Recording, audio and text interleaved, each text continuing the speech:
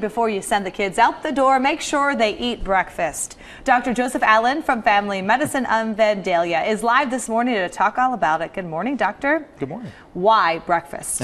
Breakfast is important. It's the most important meal of the day.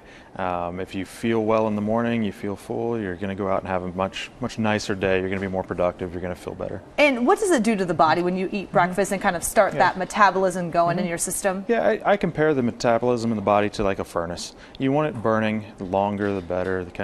And starting breakfast in the morning, you're going to get that thing started early in the morning. It's going to burn throughout the day. You're just going to be better off. And kids will be better off. Success in school is one of the big things parents want for every child. So schedule the breakfast and then prepare the night before. That might make the morning routine a little easier, right? That is very true. I know some families do that. In my family, as growing up, we always ate breakfast in the morning. Mom would come downstairs and make it for us, and hey, we had breakfast, which was great.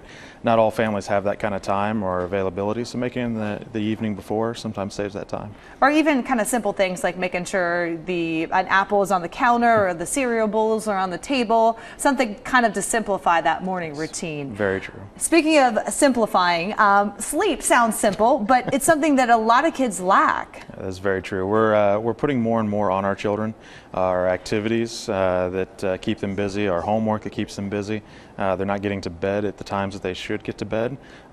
Later to bed and earlier to rise, and they're missing out on some of their sleep. That's very important. And what is the recommended hours that a child should sleep? As we've all heard, 8 hours is great, but it's really some kids handle less sleep or more sleep a little better. But I would say a good rule of thumb is 8 hours. And what about getting rid of those iPads or anything the child might be distracted by? There have been recent studies that have shown that using those before bed may disrupt sleep patterns, and so taking them away maybe an hour before bedtime is a good idea. I know that's always very difficult for the kids. It's difficult for me as an adult to do that, but it is the best idea for them. And what about the schools? Are schools out there doing anything to help kids get a good start to their day? They are. They provide breakfast for some kids, and that helps, but they are starting earlier. There's a lot going on with them. All right. Well, thanks so much for coming in and for some great advice.